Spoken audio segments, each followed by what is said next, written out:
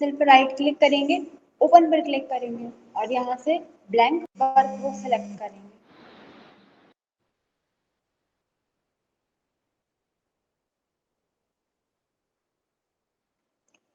Clip board से लेकर alignment वाले ग्रुप तक पढ़ चुके थे हम।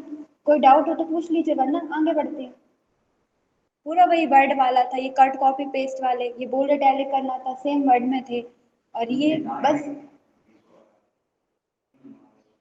ये अगर आपका टेक्स्ट कैसा है, बहुत बड़ा है,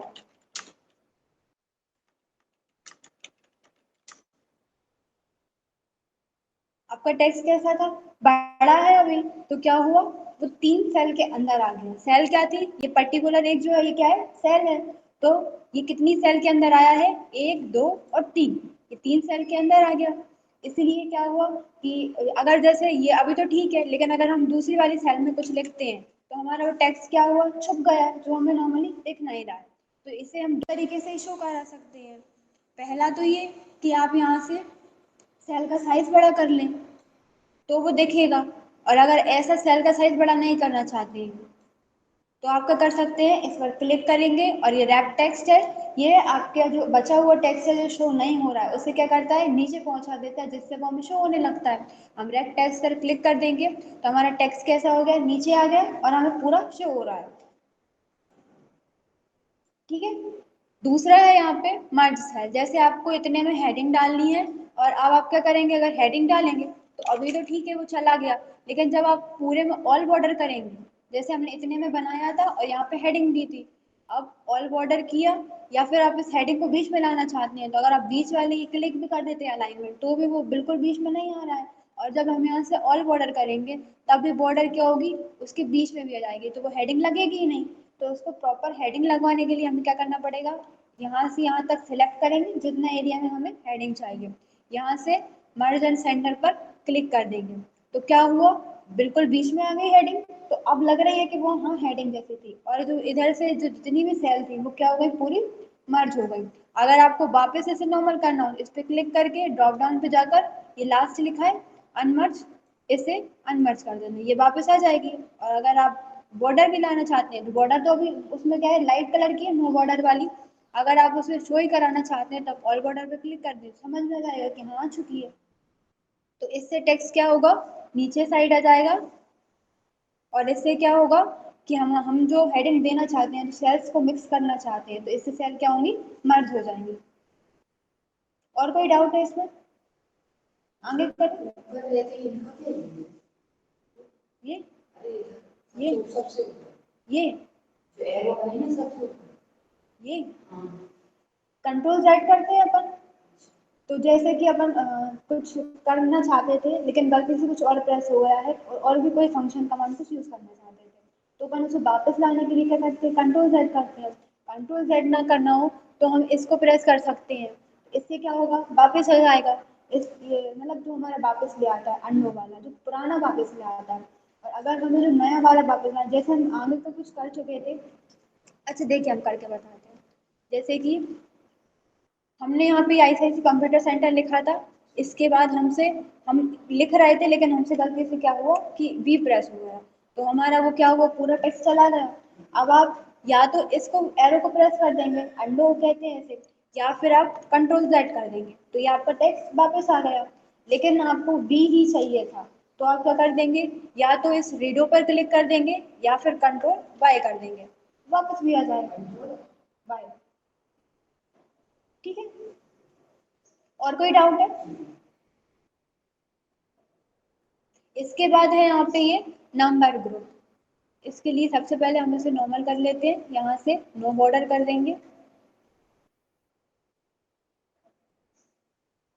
और डिलीट की से ये टेक्स्ट डिलीट कर देंगे।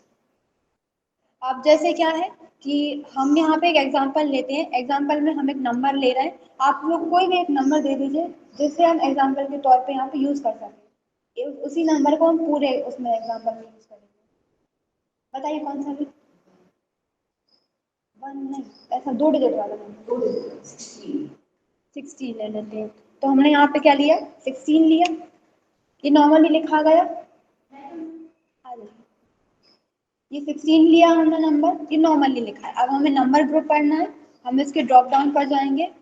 ड्रॉप डाउन पर हमें सबसे पहले मिलता है जनरल, कि इसमें क्या है, कोई स्पेसिफिक फॉर्मेट नहीं रहेगा। अभी सब में पूरी जो शीट है हमारी, इसमें क्या है, जनरल सेलेक्ट है। आप कहीं पे भी क्लिक कर रहे हैं, आपको क्या शो हो रहा है, जनरल सेलेक्ट हो रहा है, यानी कि कोई फॉर्मेट नहीं रहता है इसमें। आप जैसे जो वर्ड लिखेंगे वो वैसा का वैसा लिखा जाएगा, ठीक है। दूसरा हम यहाँ पे सिलेक्ट करते हैं नंबर। अब आप यहाँ पे नंबर लिखेंगे, अब हमने यहाँ पे भी 16 ही लिखा। अब अंतर आपको कैसे पता चलेगा, कि जब हम कोई नंबर लिखते हैं तो हम उसमें, जैसे बाई चांस आपके पास 16 रुपए ही है, तो आप उसमें पॉइंट लगा कर 2 जीरो लगाते हैं डेसिमल के हिसाब से, ताकि वो पैसे शो हो।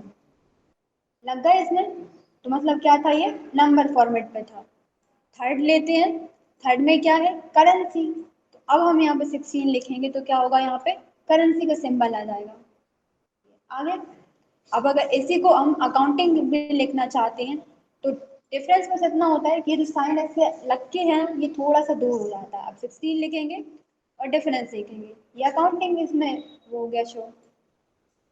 इसके बाद नेक्स्ट इसमें है शॉर्ट डेट। अगर हम 16 तारीख को लेकर कोई शॉर्ट डेट लिखना चाहते हैं, जैसे कि शॉर्ट डेट में क्या हुआ, तारीख, मंथ और ईयर। अगर हम यहाँ पे 16 लिखते हैं तो वो ईयर और जो वो है मंथ, वो अपने मन से ले लेगा, और तारीख हमारी 16 ले लेगा। अगर हम पूरा देना चाहें तो पूरा दे सकते हैं। हम फिलहाल यहाँ पे क्या करते हैं, सिर्फ 16 दे देते हैं। तो तारीख और साल उन्होंने मन से ले लिया, तो कोई डेट दे ही देते हैं, क्योंकि 00 वाला साल नहीं चाहिए।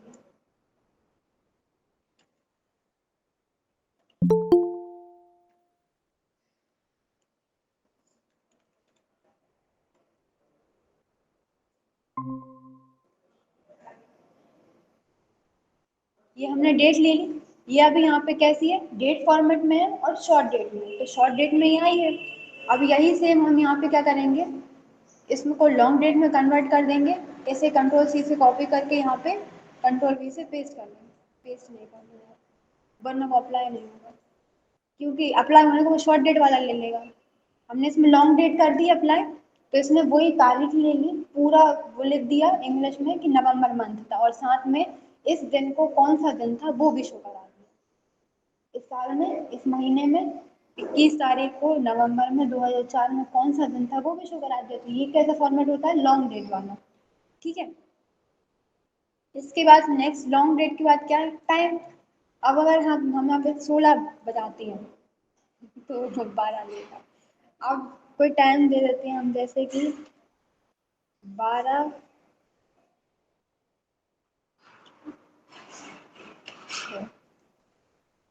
12 बज के 6 मिनट हमने दिया, सेकंड उन्होंने अपने आप ले लिया। क्यों? क्योंकि हमने उसमें कुछ मेंशन नहीं करा कि कितने सेकंड हुए हैं, और टाइमिंग शो करा दी। तो यहाँ से आप इसको टाइम दे सकते हैं। इसके बाद टाइम के बाद नेक्स्ट है इसी में परसेंटेज वाला। अब जैसे हम यहाँ पे परसेंट निकालते हैं, आप यहाँ पे इक्वल लगाएंगे, ऐसे ही निकालते हैं परसेंट। एक्सेल में परसेंट मतलब कोई भी फॉर्मूला लगाने के लिए सबसे मेन चीज क्या रहती है, कि इक्वल लगाएंगे। और परसेंट कैसे निकालते हैं, ये हम 250 से इंटू करेंगे 100 का, इसके बाद डिवाइड कर देते हैं हमारे टोटल नंबर्स का। तो टोटल नंबर जैसे 500 थे, कुछ गलत हो, अब एंटर कर दें तो हमारी परसेंट कितनी निकल आई, 50% निकल आई। लेकिन अगर हम यहाँ पे क्या करते हैं, यहाँ पे हमने परसेंटेज अप्लाई कर ली, हम इक्वल करेंगे 250 divided by 500, direct percent percent निकल आए। तो 100 का इंटू हमें इसमें नहीं करना पड़ता है, साथ ही हमारा परसेंट का जो साइन होता है वो भी इसमें लग जाता है, ठीक है।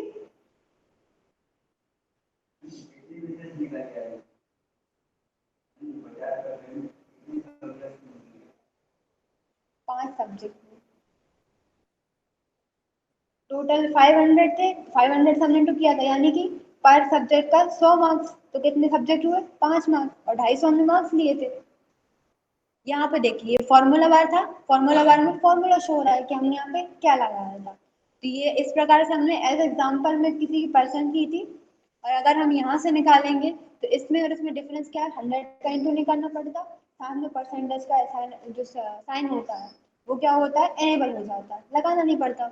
और लगाना चाहें तो फिर इसी में शिफ्ट के साथ 5 से ही लग जाएगा।